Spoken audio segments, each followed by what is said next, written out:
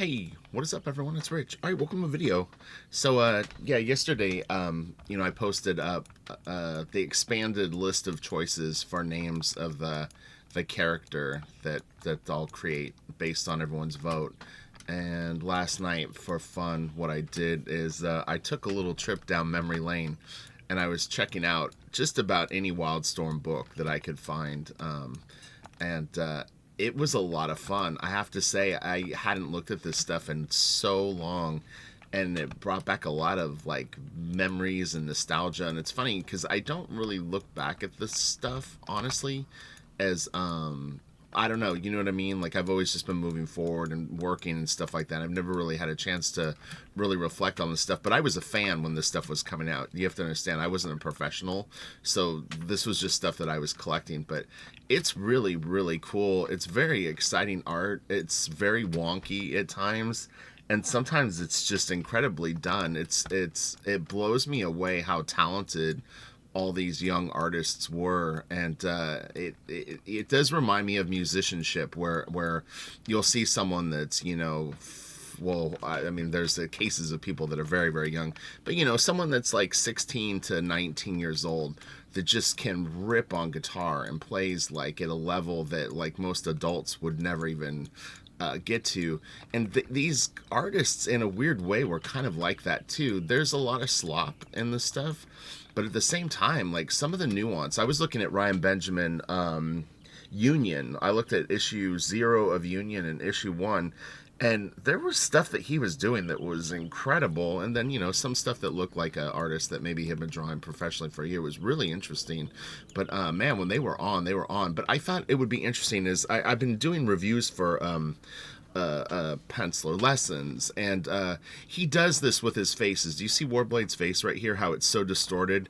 And I kept saying that there are artists that will draw stuff like this is a pretty consistent thing that Scott Clark does with his work, and even when he got better with his proportions and sort of structural breakdown of things, this is something that he would always kind of revert to. They're just those little isms that you have in your stuff that are very, very difficult to remove. I have my own. It's funny because there's 2 artists that I draw like, well, there's 3 that I draw like, I think the most naturally. And no matter how much I try to gravitate towards it, if I just sit and draw something, it's crazy how much it looks like their work. I think part of it's just coincidence, and part of it is that it gets encoded in you really, really early when you start working on your stuff. And that's why I really do stress, like for people that are trying to learn to draw, I tell them, I'm like, look, I my lessons and my reviews will, it could be very, very important to you, because the habits that you make early on are going to be the nightmare that you deal with down the road. It's just the reality of it, and you'll see that with artists who get really, really good, and if they don't nurture their skills, they regress and they start going back to bad habits. The way that you naturally draw, you start losing the information, and then you're in trouble. But I wanted to show you guys something very funny. So this is the cover. I haven't looked at this stuff in probably years, and I haven't looked at this early, so I don't know really what the quality of this book is going to be. Scott always loaded his pages, though, so I think it should be fun. But watch this other cover. This is the most funniest thing. Oh, wait, this isn't it. It's the next one, but this is nice. We'll take a look at this. This is a pretty iconic piece to me. But, I mean, like, their anatomy is really, really cool. Like, this is all super neat looking stuff. But, yeah, thinking about creating an image-style character, and initially, I'll be honest, I wasn't thinking Wildstorm as much as people might assume that I would be. I really wasn't. I really was thinking more, not extreme, but almost like this weird hybrid of I don't even know, not Top Cow. It's just a blend of like all of it. But yeah, I mean, it's funny. I think there's here's like other assumptions that people make. I don't know Scott Clark. In fact, I don't even know. I think I only saw him one time, and I worked at Wildstorm for 16 years. All right. I never ever met Scott. I think I saw him come in 1 or 2 times, and that was it. And I was there when he was working for the studio. And the same with Brett Booth. I don't know Brett. I don't know Sal Regla. I've met them. I've met Sal Regla more than Brett and Scott combined. I think I've been around. I rode in an elevator one time at Wildstorm with Brett, and he talked to me in the pit one time. But other than that, I really didn't know these guys. So, you know, I shared an office with J. Scott Campbell. I knew Travis real well. I knew Tom McWinney. I'm real good friends with Jim. You know what I mean? Wills, Ryan Benjamin. I know all them. Sandra Hope. But yeah, it's interesting. But never got to know these guys. But watch this. This is where it's really funny. So check out this cover. This was the first time that I ever noticed this in a printed book. And I'll be curious if anyone ever noticed this on this comic if you own it. So there's one mistake on this cover that's very, very funny. And I'm going to let you look at it really quick and see if you can spot it. So we'll start to slide down. So there's a Daemonite in his helmet, reflecting Warblade's helmet. And we're going to go down. Keep looking, see if you spot the mistake. It's like, I would cringe so hard. I've had things like this happen, but not as obvious as this is. Do you see it yet? Keep looking. That's a black area that should have been filled in. If you look, it's outlined and there's an X in it right in the middle of his lip. It's a little hard to see on the digital. On the comic, you can really, really notice it. But man, it's just like completely framed right there. But yeah, that should have been a black area because you see the core shadow on his face. But I remember noticing that back when I got the comic, and I knew what the X meant. X meant fill it in with black. But yeah, somehow it got missed. It happens though. I've had little ones, you know, like you have a little one up here, or you know, just little things. But I thought that was funny, so I thought I would point that out. So when it opened and I saw it, I was like, oh yeah, that's the cover. This is really cool. I like this guy. He's got very weird proportions, but it's really, really fun. Scott always has very kind of chiaroscuro like lighting on his stuff, like the heavy black areas. But man, Ryan too, they were doing these cuts on the anatomy with like lighting that were so badass. It was really, really cool. So it was fun. I ended up looking at this stuff for a couple of hours, and I was getting really excited to see which character we end up designing. Like I said, I usually don't have nostalgia for this stuff. I moved on and never really looked back, but it's fun looking back at it right now. Okay, so let's get into the book. We're gonna shut these, and we'll start to look at some pages, and we'll go full screen mode. So tomorrow what I'm going to do is I'm going to put up all the picks that people have of the names that have been recommended, and then you guys will vote. So tomorrow that list will go up, and then you got 48 hours to vote for which is your favorite. You only pick one when we vote, though, just to be clear. So it's if you put multiple, I'm going to take the first one that you post, and that's going to be your vote. So but I'll explain it more in detail then. So this is a pretty simple. Scott sometimes will simplify his stuff. I think his shoes are very funny to me. I don't know why, but it's like he's just got like, like I don't know, a brown, like it's probably a boot, but it looks funny. But yeah, they're real good with lighting. The anatomy is fun, you know. We'll move past the more pedestrian pages. And if anything, I may do a spotlight on Ryan Benjamin here coming up. Some of the early stuff. We'll look at the early image books, I think, or Wildstorm stuff. I wanna share some of the things that I found. But man, he had little moments of brilliance, and I'm really excited to go back and look at his Grifter series. In fact, because I remember him doing Grifter when I first got there. I think he was working on the first not mini series, but Grifter got his own book, and Ryan drew it, and it was really good. Ryan and Scott both have more stylized anatomy than Jim. Like Jim kind of got his archetype down and his proportions and kept it in line. But what you'll find with both Ryan and Scott is their drawings have a more sort of fluid look to them. I was trying to remember what book Matt Broom drew back when I broke in. It wasn't DEFCON 4, but I was trying to think of what it was. I don't think...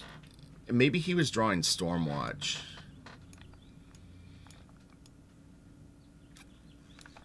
This is all cool. It was it's funny because I wasn't even noticing that there was like a crossover with Ripclaw on this.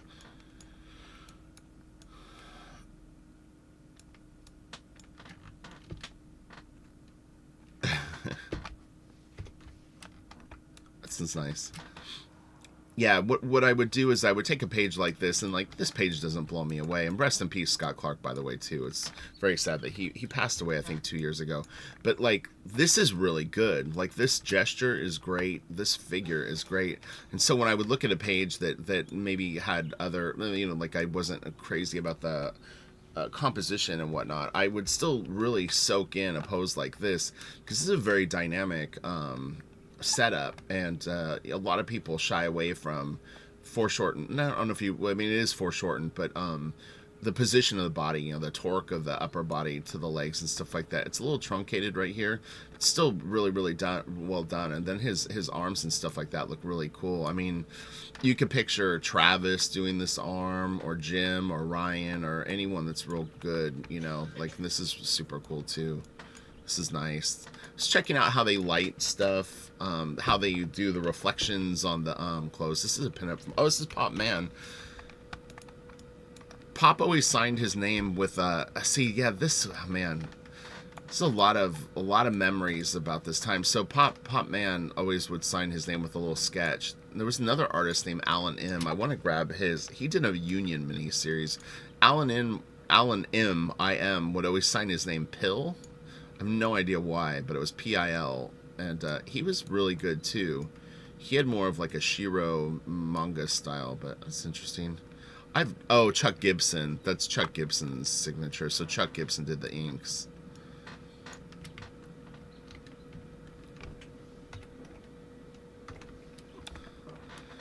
It's funny because it's really making me want to go out of my storage and like grab all these books and pull them out, but there's no point because it's like it would be so much work, and I don't need more junk in my office, so these digital files will suffice. But this is nice, man. Look at this arm.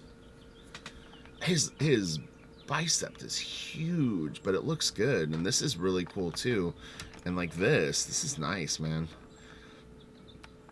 Kunal, if you watch this video, look at how he's lighting these forms. Not the metal, but the anatomy. It was what I was explaining to you yesterday. If you think of them as cylinders and kind of more spherical shapes, and then light that simple form, and they usually will have a bounce light, so you get the rim lighting on it. But you see that it's not twisting. When I did a lesson yesterday, he would do these shapes on anatomy, but he was constantly not constantly, but sort of wrapping it around almost like a towel that was twisted, and you've got to keep the shadows going with the form. This is great. They all did Warblade's hair killer. I was always impressed by how they would shoot all around the scene, and the trees are nice too. Scott always did nice trees, and like his attention to detail was always very good. These are hard shots. This is a big drawing. If you saw this original on 11 by 17, it's just a headshot. It's a difficult thing to do, and some artists will set it up small and get all their lighting and stuff, but like rendering and stuff like that, making your detailed decision on such a big drawing can be tricky. And here's a Ryan Benjamin piece right here. But you see what I'm saying? Like, Ryan's solid, man. This is cool.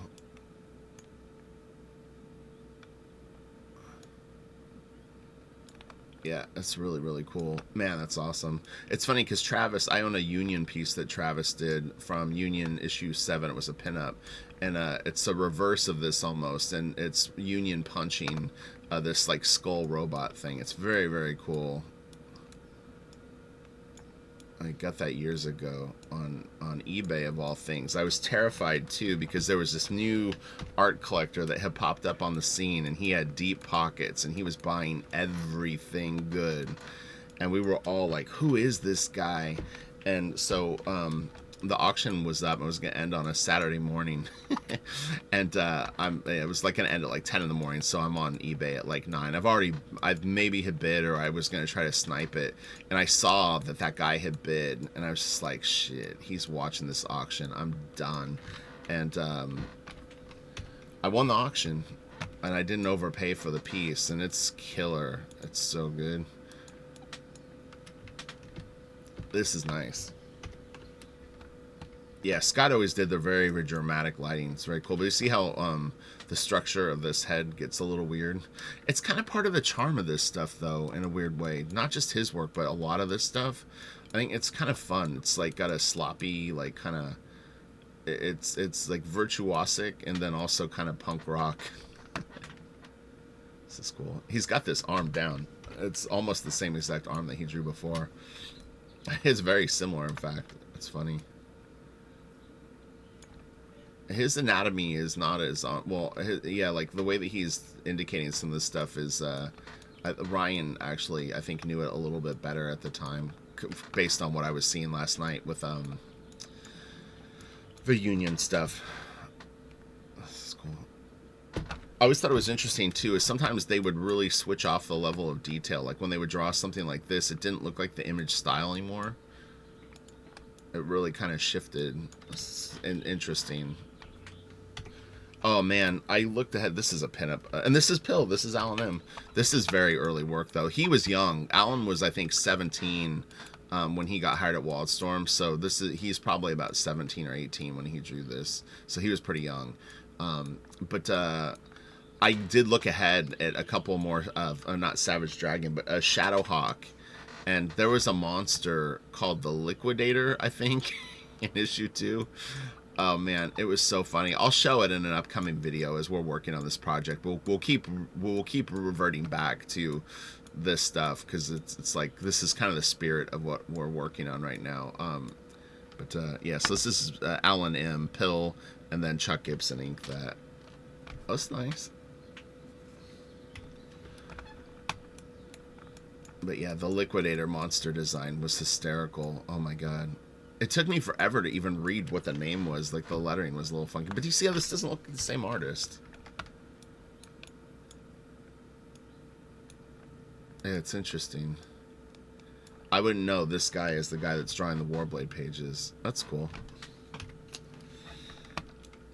Well, and it's interesting, too, is so you've got all these young guns coming in, and then you've got the OGs. Jim Lee, Silvestri, Wills, and they're so good. I wanted to actually look at some Wills X Factor stuff last night, but I was going kind of slowly through stuff, and so I never got a chance. But yes, this doesn't look like the same artist. In fact, the inks are pretty bad on this. This is not hot. And look, there's blacks missing. That's funny. Those are X's in there. At least that probably is. It looks like it. But yeah, this is not a good page. No bueno. I think it had potential, though. Like, this almost has a little bit of a Barry Windsor Smith feel, but yeah, the inks definitely needed more love on that. I was looking at Allegra yesterday, too. Allegra was another book that Scott did. The cat's funny. It's a very big animal compared to these people. Yeah, Allegra was kind of interesting. If you've ever seen that book, it's worth checking out. That's cool.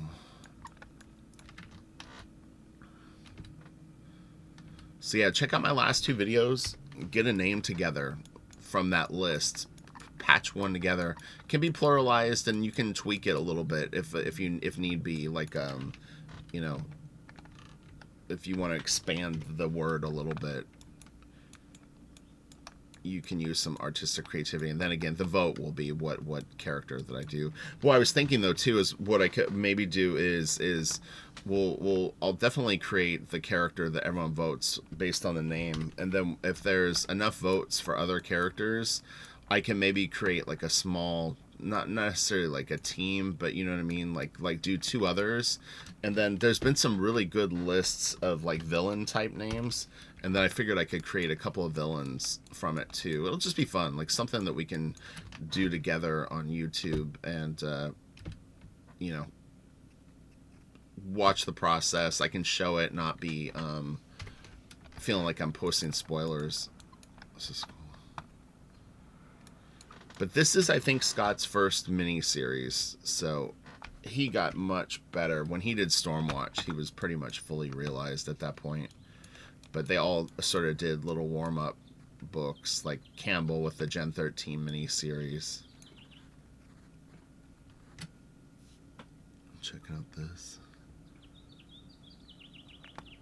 You know, it's funny because if this was more correct, let's see, it wouldn't look as dynamic. Watch, I'll kind of sort of fudge this back where this arm is very stretched out, but kind of looks cool at the same time. You know, I mean, technically speaking, the arm would probably be more like that. Let's see. Yeah, I mean, if you're measuring lengths, it might be a little tiny bit longer than that, but maybe there. The shoulder is super stretched, but it kind of looks cool like that. It gives him a very huge presence, and look how big his thigh is. His thigh is gigantic. It's the other thing I was noticing with some of these characters, and some of them are intentionally blown out, but they really are gigantic figures. There's a lot of mass on them. Like Finch. Finch always does just tremendously huge bodies. His heads, too, can get big, which makes his figures look squat. He just did a Batman piece on his YouTube channel, and Batman's head is big, so it makes Batman look like he's like 5'3". If his head was smaller, then Batman would look bigger. This is nice. Oh yeah, Warblade's got the finger of doom. This is cool though. Ryan was really good with his hands too. There were some hands that he was drawing that I was like, damn, dude. I don't draw hands that good right now.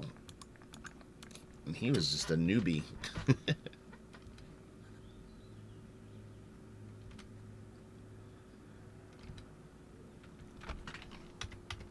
This is cool.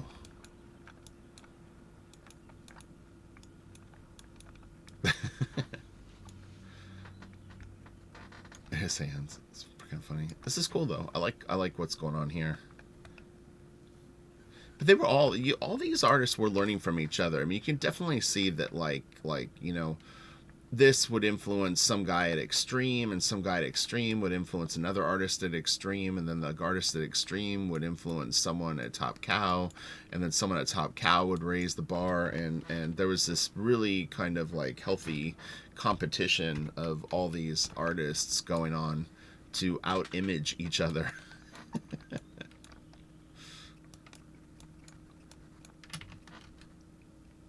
That's cool.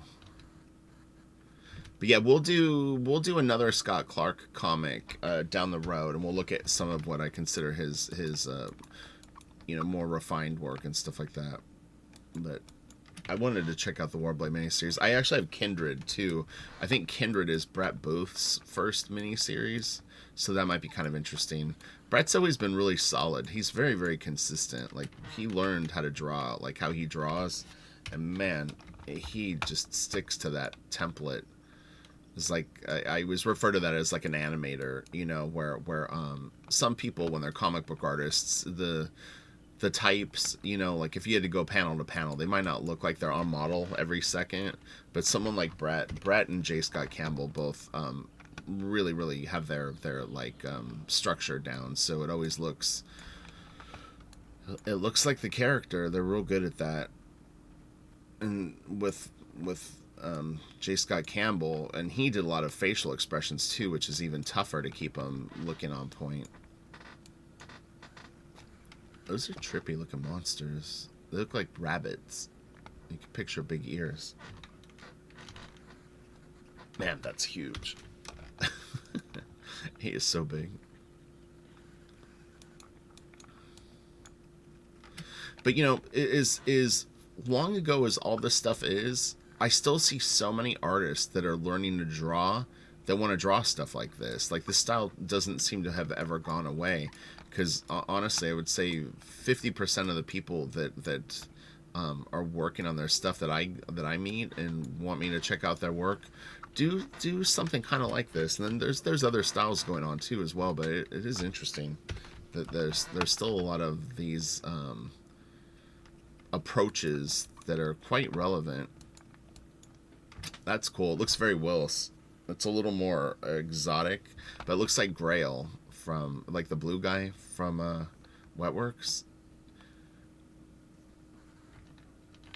And Wills is nuts. Wills is really, really good. Wills is, in a way, he's kind of like Silvestri, where they've got sort of like the magic touch. When they're on, they're really, really on. It's tough to, it's tough to learn what those guys sort of have in their work. It was funny. I gave a kind of a Bridgman anatomy lesson yesterday for a patron, and we were going over a figure like this. This was kind of what I was telling him not to do, which is, especially with the abs, is try to keep the shapes a little more organic looking. This is a little too perfect. It's still good though. Some funky things, but it's still on. I mean, they knew this stuff, man. Up headshots, man. Ryan did this one upshot in a Union that was crazy. It was like we were right up on the guy's face and underneath it, so his nose was between his eyes. It was crazy. It was kind of like this, but with a human face. That's really hard to do. Really, really hard to do, and it looked good. This is a cool page. This is a beautiful. This would be a great original. Man, I bet this thing in black and white looks so kick-ass. That's really fierce. I checked out a little bit of the Mark Texeria Union stuff. It's good, but it wasn't really hitting my it didn't look like this stuff, like Image G. This stuff is so gritty. Oh, kitty, funny. The background here is pretty simplistic. It's like a wood house in the middle of nowhere with perfectly measured boards. Oh, that's cool. Oh yeah, I kind of remember this. This is nice. This is very, very cool. Yeah, there was a sense of scale too with the stuff I was looking at last night that was really, really fun. I was looking at it was Scott Clark stuff, and it was Spawn Wildcats or Wildcat Spawn. And his city scenes were incredible. Oh my god.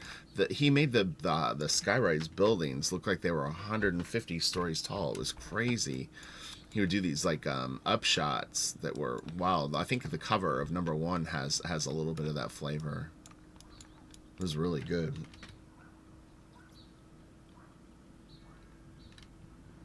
Shoot the eagle. This is cool. Yeah, that's pretty neat. Again, this is a gigantic figure. If we looked at this as just an outline, man, it would look like a monster. This is huge right here. And his arms are gigantic.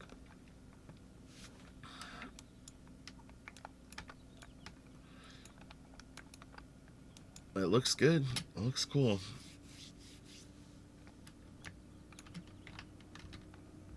The ladies.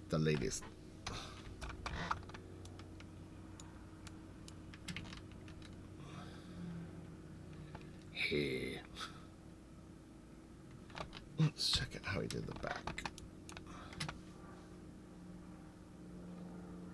I was going over back anatomy for someone yesterday too. This isn't bad. Works for me. It's a solid figure, so it looks cool. You can kind of fudge the back if you know some of the main big pieces. There's a lot of like stuff that you can do with the back to make it look good, but there's like 6 big things that you need to indicate. This is cool. This is nice. He does his arm really good, man. And this too. This is nice. So does Warblade only have 4 fingers? Huh, that's interesting. We'll never know because his fingers are gone. This is a nice cartoony drawing. It's funny. He almost shifted styles. This is good too. Very gestural. It's got a lot of energy. This, and this. It's pretty exciting. That's cool. Man, Jay Lee did a Warblade piece in one of the Wildcat source books. It was really cool. He was kind of wearing like a button-up shirt. It's an unusual piece, but it was probably one of the first times Jay had used something that looked a little more photo-referenced. But it really looked good. The hair was exceptionally well done. This is so... It's funny just how simple this is. It looks like a test building for, like, nuclear bombs. You know, they would just kind of build the houses to destroy them, see what they could take.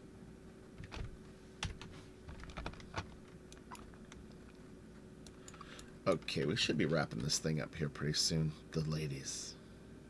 Let's look at her gun. So I wonder, does this thing only shoot 2? Or does it shoot other stuff? It must shoot like laser bolts too or something. I wonder if these are Coda. She's kind of got the Zealot blade. This is cool. That's pretty nice. I like this in particular right here. It's really good. I love how he dropped the hand down and did that. Oh, it's funny. That's super pumped out. Kunal, do you see how he did this, though? Look, do you see the knuckles? It indicates the bone here. You see the bone? You can see literally the skeleton. That's what makes it work. I can double dip. I'm doing expanded lessons and a video review. This is cool.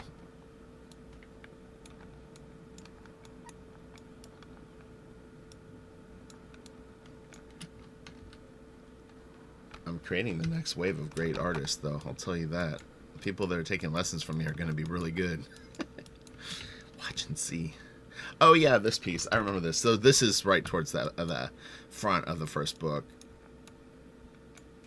This is straight out of the Matrix, yo. No, I don't know. Some karate movie.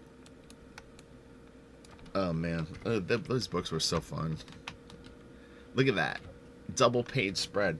It's almost like, it's funny because looking at it on my computer screen, which is huge, it almost seems more underwhelming than when you see it in the comic. I don't know why that is, but my computer screen is way bigger than any kind of comic book. But oh yeah, it's funny too. So here, I can tell you a funny story about this. So see these huge sweeping lines in the background? Scott had a big ship curve, like it was a drafting, like a French curve, like you would see, but it was huge. And I'm not saying that he used it for a fact on this piece, but I know that a friend of mine inked him maybe 4 years later. He was an intern that came in after me that ended up working with Scott pretty much for the rest of his career. But yeah, he had to buy these templates that I had never even seen before. And they were probably 2 to 3 feet long with these very smooth arcs, because you have to remember, this is a double page spread. This piece is huge, and some of these lines, to get them to match up, no normal French curve is going to do this, and you cannot freehand stuff like that. So it's kind of funny. But yeah, he must have had those back then. They call them shipbuilding curves, I think, or something. Even this is a huge piece of paper. 2 11 by 17 boards, and you've got to do this. Oh my god.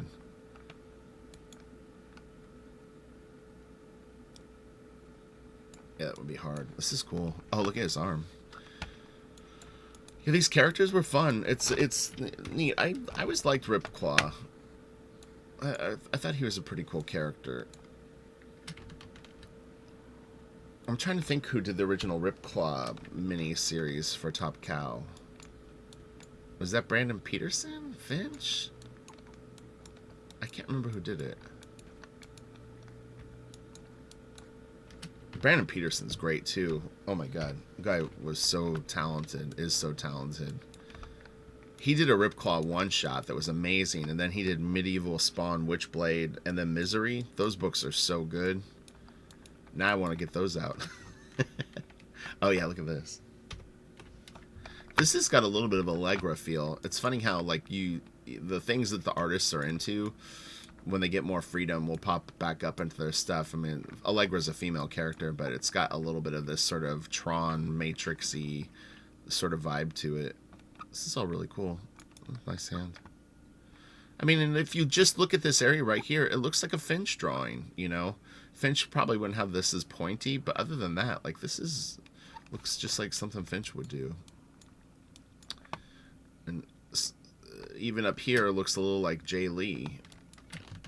So there was all mixing medicine. Who knows? Maybe we have one more issue left. This is nice, but again, this is such a huge figure. Holy cow! Man, they're gigantic. His thigh is huge. Scott inked that himself. It looks good though. That looks really good. And this looks like Finch too. Right here. Even kind of this. Oh, that was it. Okay. All right. Have a great day. Again, look at my last two videos. The last one in particular that I posted yesterday. And look through the list. Put up your suggestions that you like. In that video, you can put as many suggestions as you want, because those are going to go in the voting list. The voting list is where we do one. So yeah, by all means. Actually, I think I have it open. Yeah, so it's name list, post your picks. So people have been posting them, but you're more than welcome to post as many as you want. You could have 15, and they'll all go into the big vote. All right? See, these could all be bad guys. Stuff like this, you know, like this could be the bad guy team. Savage Hammer. It's going to be so fun. Dude, we're going to come up with some crazy stuff. It'll be great. I can definitely sense that there's going to be more than one character coming out of this. So that should encourage everyone to make sure that they participate. All right, have a great day. I'll talk to you guys later. Be safe out there, and bye.